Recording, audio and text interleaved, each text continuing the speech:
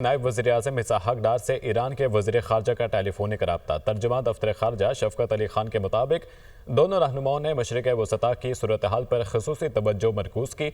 فریقین غزہ میں فلسطینیوں کی مسلسل حالت زار پر تبادلہ خیال کیا۔ غزہ کے لوگوں کو بے گھر کرنے کی تجویز کو پریشان کن اور غیر منصفانہ قرار دیا۔ انہوں نے زور دیا کہ فلسطینی سرزمین فلسطینی عوام کی ہے۔ سلامتی کونسل قراردادوں کے مطابق دو ریاستی حل ہی واحد قابل عمل اور منصفانہ آپشن ہے۔ پاکستان 1967 سے پہلے کی سرحدوں پر مبنی خود مختار فلسطینی ریاست کے قیام کی حمایت جاری رکھے گا۔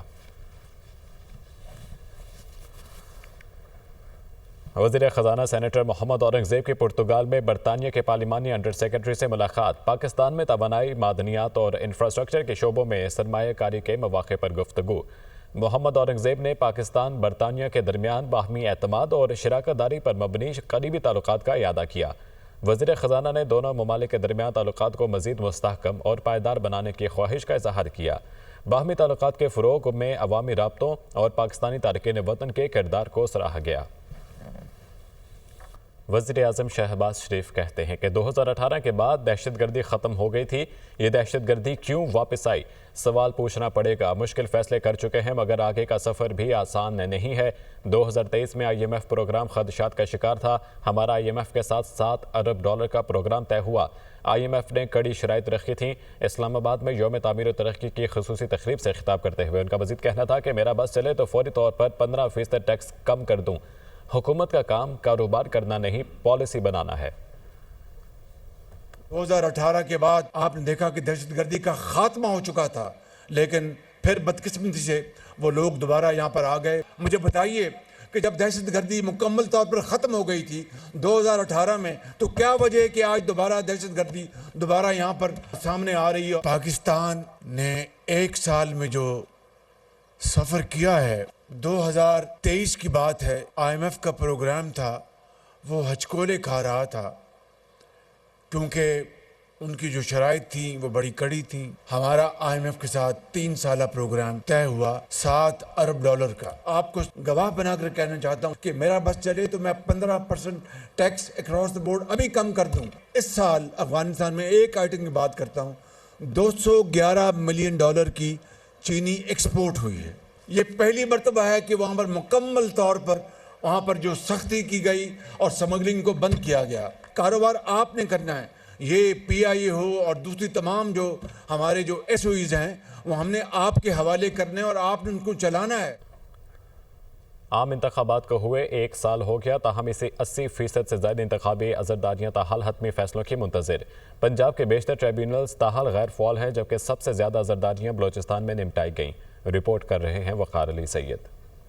عام انتخابات کو ہوئے 1 سال مکمل، مبینہ دھاندلی کا شور، ٹریبیونلز کی سست روی سے آڈٹ کا مطالبہ زور پکڑ گیا۔ فاتن کی رپورٹ کے مطابق ٹریبیونلز میں انتخابی عذرداریوں کے فیصلے کے لیے قانونی مدت 180 روز تھی، مگر 1 سال گزرنے کے بعد بھی انتخابی نتائج کے خلاف 337 درخواستوں میں سے صرف 1/4 ہی نمٹائی جا سکی، جبکہ کل 23 میں سے 60 ٹریبیونلز نے ابھی تک کسی بھی درخواست پر فیصلہ نہیں سنایا۔ انتخابی نتائج کے خلاف درخواستیں نمٹانے میں بلوچستان ٹریبیونل سر فہرست، جبکہ اسلام آباد سب سے زیادہ سست روی کا شکار رہا۔ مجموعی طور پر 155 الیکشن پٹیشنز کے باوجود پنجاب کے 8 میں سے 4 ٹریبیونلز اب تک غیر فعال ہیں۔ لاہور ہائی کورٹ اور الیکشن کمیشن کے مابین قوانین کی تشریح کا تنازع اور تبدیلیاں بھی انتخابی عذرداریوں کے بروقت فیصلوں کی راہ میں رکاوٹ بنے رہے۔ اپوزیشن کے علاوہ انتخابی امور کے ماہرین بھی ٹریبیونلز کی کارکردگی سے غیر مطمئن ہیں۔ اگلے الیکشن آ گئے ہیں لیکن پٹیشن کا فیصلہ نہیں ہوتا، تو یہ بہت افسوسناک صورتحال ہے۔ اس سے انتخابات کی جو فیئرنیس ہے اس کے اوپر تو سوال اٹھتے ہی اٹھتے ہیں، لیکن اگر فیئرنیس کو کوئی چیلنج کرنا چاہے تو اس کو بھی کوئی ریلیف نہیں ملتا۔ اس کا مطلب یہ ہے، تو یہ بڑی افسوسناک صورتحال ہے۔ الیکشن ٹریبیونلز میں مقدمات کے طول پکڑنے سے اپوزیشن کی جانب سے دھاندلی کے شور میں بھی اضافہ ہوا اور ری الیکشن کا مطالبہ دہرایا جا رہا ہے۔ یہ دن 8 فروری 2024 اور اس کے اگلے دن بھی 9 فروری کو جو بدبودار کام ہوا ہے، پاکستان تاریخ ہمیشہ اس کو سیاہ دن کے طور پہ یاد رکھے گی۔ بہت المناک اور بہت شرمناک یہ واقعہ ہوا ہے۔ دوسری جانب حکومتی رہنماؤں کا موقف ہے کہ ملک استحکام کی راہ پر گامزن ہے، جبکہ اپوزیشن کے اقدامات اور پروپیگنڈے کا مقصد صرف اور صرف انتشار پیدا کرنا ہے۔ انہیں تحفظات ہیں تو متعلقہ فورم سے رجوع کریں۔ یہ سراسر ایک پروپیگنڈا ہے، اور پہلے کہا گیا 180 سیٹیں ہیں، پھر کہا گیا 120 سیٹیں ہیں۔ اب یہ تمام تر معاملات کیونکہ الیکشن ٹرائیبیونلز میں ہیں، آئین اور قانون تو یہی تقاضا کرتے ہیں کہ آپ جو ریلیونٹ اپروپریٹ فورمز ہیں وہاں پہ جائیں، اور وہاں پہ خاصی پٹیشنز ڈیسائیڈ بھی ہو چکی ہیں۔ سیاسی تجزیہ کاروں کا کہنا ہے کہ الیکشن کے حوالے سے اٹھنے والے سوالات سے بچنا ہے تو ٹریبیونلز کو آزادانہ اور فوری فیصلے کرنا ہوں گے۔ ٹریبیونلز کی جانب سے مقررہ مدت میں انتخابی دھاندلیوں کے مقدمات کو نہ نمٹانا بھی الیکشن کی شفافیت پر اٹھنے والے سوالات میں اضافہ کرتا ہے۔ ماہرین کا خیال ہے کہ عذرداریوں کے فیصلے بر وقت ہوں تو انتخابی عمل کی ساکھ میں بہتری لائی جا سکتی ہے۔ کیمرامین مون عاقب کے ساتھ وقار علی سید، دنیا نیوز، اسلام آباد۔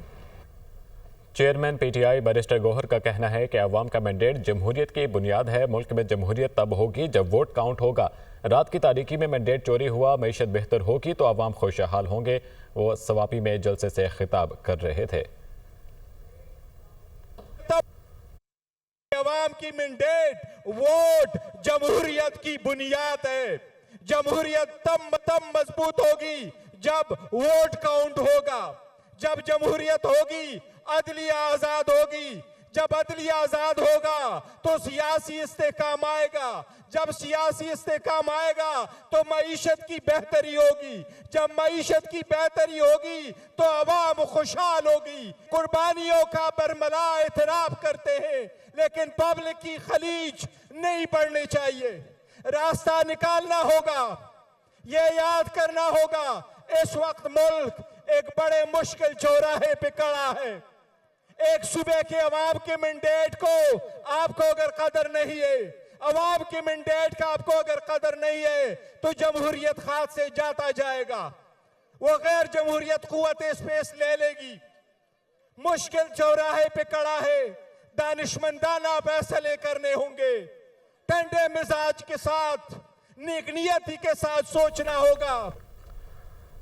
وزیر اعلیٰ علی امین گنڈاپور کا کہنا ہے کہ ہم آئین کا تحفظ اور قانون کی حکمرانی مانگتے ہیں۔ ہم لڑیں گے، مریں گے اور آگے بڑھیں گے۔ یہ سبز رنگ امن کی نشانی ہے، ہم نے سبز رنگ کو تھاما ہوا ہے۔ وہ سوابی میں جلسے سے خطاب کر رہے تھے۔ یہ ہے ہمارے اب جھنڈے کا رنگ، یہ سبز رنگ امن کی نشانی ہے۔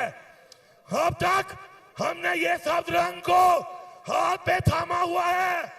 امن کے ساتھ مجبور نہ کرو، یہ رنگ بھی ہے انقلاب کا رنگ، خون کا رنگ۔ ہم جب آگے بڑھیں گے اور ہم انقلاب کا نعرہ لگائیں گے اور ہم اپنے جھنڈے کا یہ والا رنگ تھامیں گے، خدا کی قسم، خدا کی قسم تم برداشت نہیں کر لو گے۔ ہم اپنے آئین کا تحفظ مانگتے ہیں، ہم پاکستان میں قانون کی بالادستی مانگتے ہیں، اور جو ہمارے راستے میں آئے گا ہم مقابلہ بھی کریں گے، ہم لڑیں گے، ہم مریں گے۔